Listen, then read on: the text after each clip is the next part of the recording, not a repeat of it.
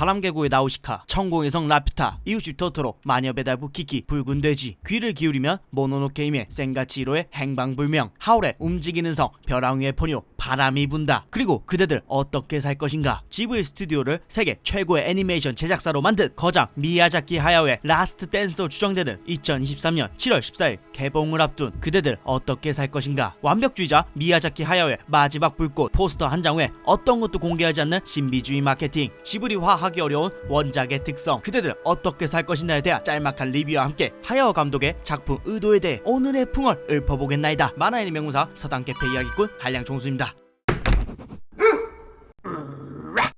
그럼 그대들 어떻게 살 것인가. 줄거리 먼저 만나보고 싶지만 그럴 수가 없습니다. 왜 why? 이번 신작은 스즈키 토시오 프로듀서가 직접 7월 14일 개봉 전까지 일체 어떠한 이미지, 예고편, 광고도 하지 않을 것이라고 선언했기 때문이죠. 다시 말해 그 흔한 PV 영상은커녕 심지어 줄거리까지도 공개하지 않고 오직 개봉일과 오래된 티저 포스터 한 장이 사실상 이번 작품에 대해 공개한 전부입니다. 그래서 제작에 관련된 비하인드 스토리만 몇 가지 풀어보자면, 우선 원작이 있지만 순수 오리지널 작품이라고 봐도 무방합니다. 하야오 감독의 기존 작품들이 언제나 그러했듯 원작 향을 0.2% 정도 첨가했을 뿐 자신만의 방식으로 새로운 판타지를 선사해준다고 합니다. 그 외 복귀작으로 그대들 어떻게 살 것인가를 선정한 배경에는 과거 하야오의 어머니께서 읽어보라고 권했다는 것과 함께 하야오 자신도 이 책을 읽으면서 기억 속에 묻혀있던 패선에 으앗 하고 전기가 통하는 느낌라는 감상평을 남긴 것을 보며 책의 주제가 굉장히 마음에 들었기 때문일 것이라고 추정됩니다. 또한 작품 제작 동기는 손자에게 자랑스러운 작품을 만들기 위해서라고 밝혔습니다. 그렇지만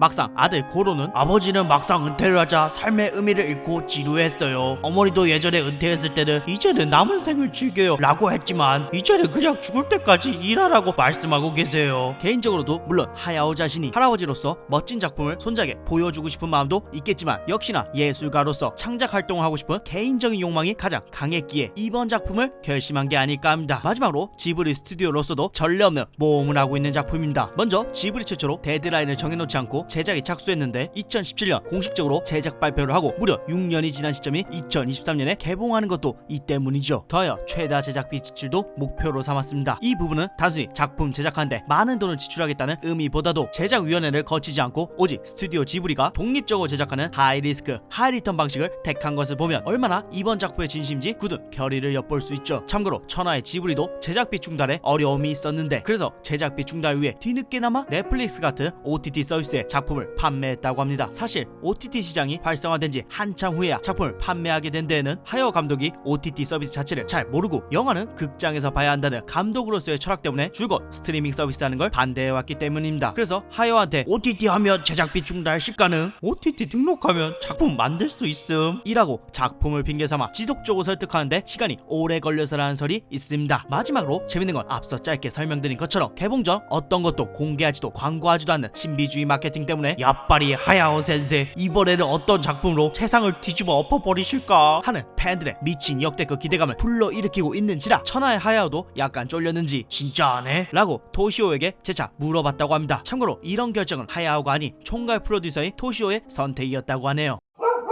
본래라면 원작 내용을 낭낭하게 들려드림과 동시에 만자열적 시각을 가진 저 한량총수가 줄거리 추론까지 하려 했지만 이전 미야자키의 작품들과 마찬가지로 원작의 제목과 주제만 빌린 것뿐인 완전 새로운 오리지널 작품이다 보니 애니메이션 내용 추측은 생략하도록 하겠나이다. 선생님, 저번에 더 퍼스트 슬램덩크가 조수로 보이냐, 스즈메의 문단속이 어떻게 이기냐라고 잘난 척했는데 막상 스즈메가 개패같이 슬램덩크 초월한 전적이 있어서 또 욕 뒤지게 먹을까봐 쫄려서 예측 안 하는 거 아닌가요?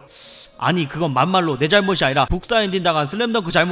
그대들 어떻게 살 것인가는 외삼촌에 의해 코페르니쿠스의 이름을 딴 별명 코페르라고 불리는 중학생 소년이 어느 날 세상에 대해 진지하게 사색하며 어떻게 살아야 하는가에 대한 물음에 답을 찾는 과정을 그린 잡지사 세카이의 초대 편집자 요시노 겐자부로가 청소년들만이라도 군국주의에 물들지 않고 사랑과 배려를 배우길 바라는 마음에서 집필한 소설입니다. 책이 쓰여진 1937년 제국주의 사상이 사회에 팽배하여 약자멸시가 당연시되던 상황이었지만 코페르라는 주인공은 왕따, 학교폭력, 가난, 우정, 사회 문제 등 일상에서 겪게 되는 문제들에 대해서 외삼촌과 일기와 대화로 묻고 답하며 배려를 배우는 청소년의 성장 과정을 세밀하게 묘사했기에 지금까지도 청소년을 위한 대표 교양책으로 평가받고 있습니다. 참고로 이 원작 소설을 바탕으로 하여 2017년 동명의 이름으로 하여 하가 쇼이치가 그린 만화책은 발매 6개월 만에 200만 부가 넘게 팔리는 위엄을 보이기도 했습니다. 더하여 2018년에는 짧게 드라마화되기도 했는데 이건 유족의 허가를 받지 않고 만들어진 탓에 소송이 진행되기도 했습니다.